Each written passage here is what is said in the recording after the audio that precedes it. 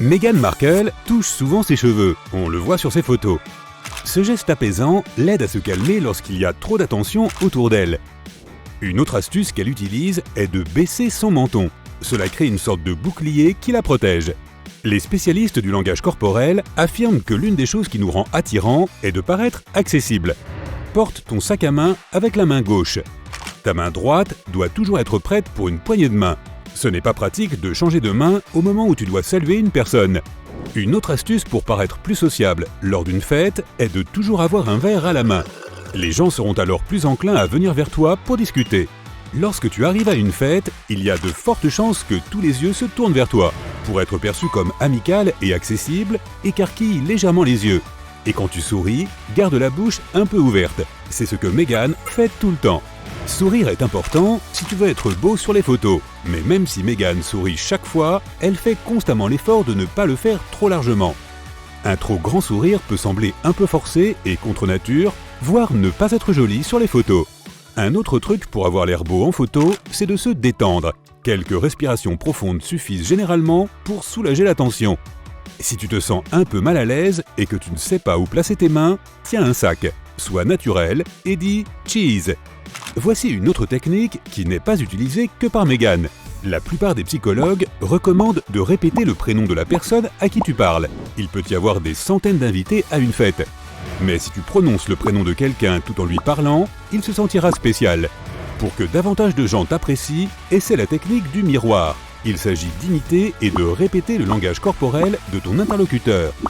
Les gens ont tendance à se sentir plus à l'aise lorsque quelqu'un copie leurs gestes. Mais n'en fais pas trop non plus, cela ne doit pas se remarquer. Le langage corporel est important pour la communication, et garder une bonne posture est un des points clés de l'étiquette. Meghan Markle a toujours une posture impeccable. Lorsqu'elle marche, elle maintient son menton parallèle au sol, et ses épaules sont toujours vers l'arrière. Lorsqu'elle s'assoit, elle garde les jambes croisées, ce qui l'aide à garder une bonne posture. Or, c'est important pour les photos. Pointe une jambe vers l'extérieur et incline la hanche opposée sur le côté. Maintenant, incline un peu ta tête vers le bas et vers la gauche ou la droite, selon ce qui te convient le mieux. Et voilà, tu as la posture que Meghan et beaucoup d'autres célébrités utilisent pour poser.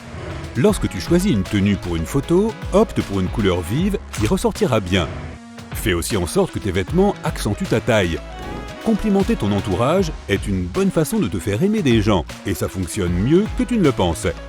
Les psychologues affirment que tout ce que nous disons influence la façon dont les gens nous perçoivent. Quand tu fais un compliment à quelqu'un, ils se mettent inconsciemment à penser que tu es une personne bienveillante. Et si tu te plains que quelqu'un n'est pas aimable, les gens pourraient en conclure que toi non plus. Alors fais attention à ce que tu dis.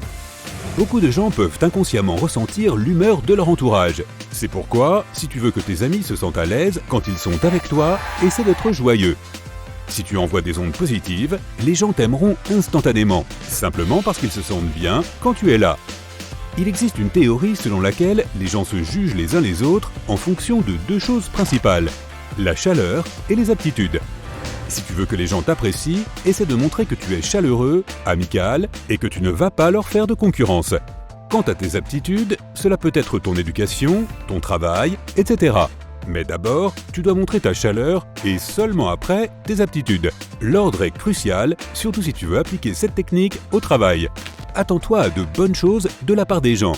Si tu penses que quelqu'un n'est pas amical, tu te comporteras de manière à révéler les caractéristiques les moins attrayantes de cette personne. Après cela, il est peu probable qu'elle soit aimable avec toi. Mais si tu fais preuve d'amabilité, les gens te traiteront de même. Personne n'aime monsieur ou madame parfait, d'autant que la perfection n'existe pas. Alors montre que tu es imparfait de temps en temps. Il s'avère que les gens ont tendance à apprécier davantage les gens qui font des erreurs. Voici une expérience intéressante qui prouve ce fait. Un groupe d'étudiants devait évaluer la sympathie d'autres personnes. Ils ont regardé plusieurs vidéos d'individus qui répondaient à un quiz. Étonnamment, ceux qui n'ont pas réussi ont été mieux notés que ceux qui ont passé le test haut la main. Quelques points supplémentaires ont été attribués à la personne qui avait renversé son café à la fin du quiz. Bien sûr, tu n'as pas besoin de faire la même chose, mais n'aie pas peur de paraître vulnérable.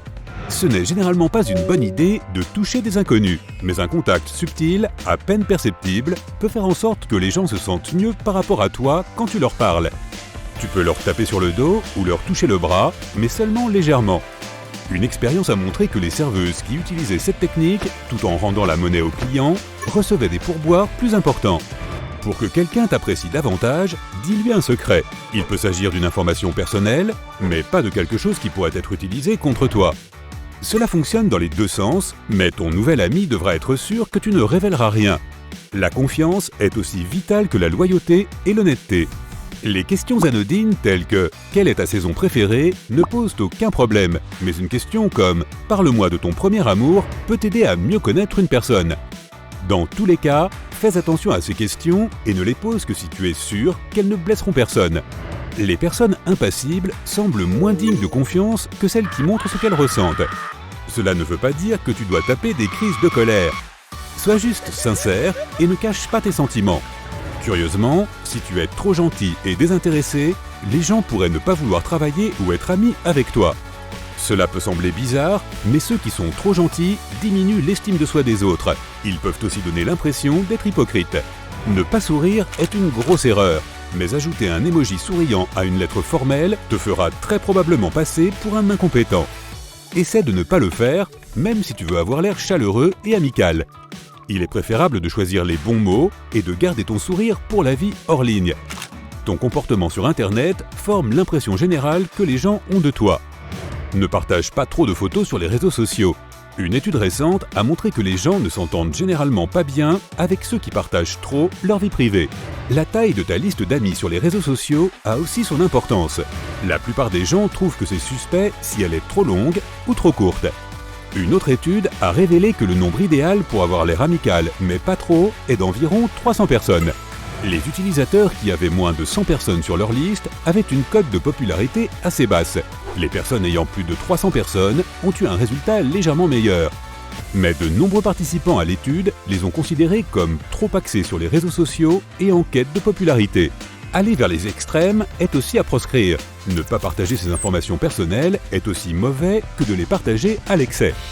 Les photos de profil en gros plan sont un autre élément qui peut irriter les gens. Une étude a prouvé que les photos prises à une distance de 30 cm donnaient l'impression que les gens étaient moins compétents et moins attirants que celles prises à une distance d'au moins 1,20 m. C'est probablement parce que les photos prises en gros plan sont un peu déformées et semblent un peu écrasées. L'honnêteté est l'une des choses les plus agréables qui soient, donc la fausse modestie est à éviter. Disons que tu te trouves à un entretien d'embauche. Dans ce cas, dire que le perfectionnisme est ton principal défaut est une très mauvaise idée. Propose plutôt quelque chose qui n'a pas de rapport avec le poste en question. Cela te donnera l'air plus sincère, tu ne cacheras pas tes faiblesses, mais il n'y aura pas de fausse modestie. Une bonne poignée de main est l'occasion de faire une bonne première impression. Si ta poignée de main est ferme, les gens ont plus de chances de te percevoir comme une personne sociable et extravertie.